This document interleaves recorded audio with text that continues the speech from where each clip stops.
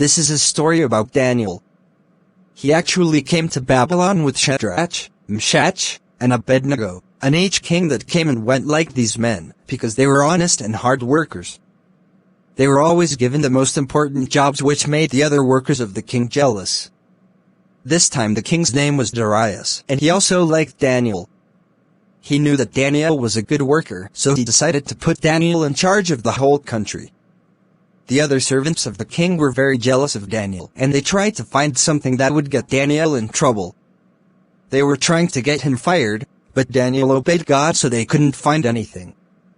Finally these men said to each other, "We can't find any reason for the king to fire Daniel.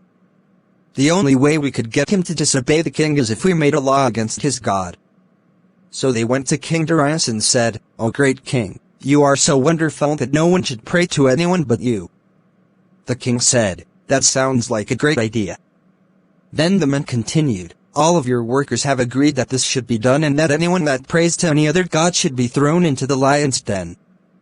The workers lied and said that everyone who worked for the king agreed, but of course they never talked to Daniel, because they knew he wouldn't agree. The king didn't know this, so he made the law and it couldn't be changed. When Daniel heard about the new law, he did what he always did. He went home to a room upstairs and opened the windows that looked out over the city. 3 times that day he went down on his knees and prayed to God just like he always had. These men went as a group to Daniel's house and found him praying and asking God for help. So they ran straight to the king and told him, "Your worker Daniel is ignoring your command. We have seen him praying to his God 3 times today." When the king heard this, he was very sad.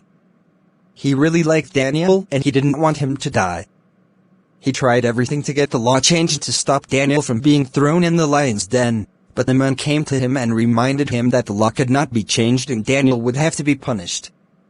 So at the end of the day the king gave the order, and they brought Daniel and threw him into the lion's den. The king said to Daniel, "I hope your God who you serve and pray to will rescue you." A large, heavy stone was rolled in front of the den, and the king went back to his palace with tears in his eyes. That night King Darius couldn't eat or sleep, he was so worried for Daniel.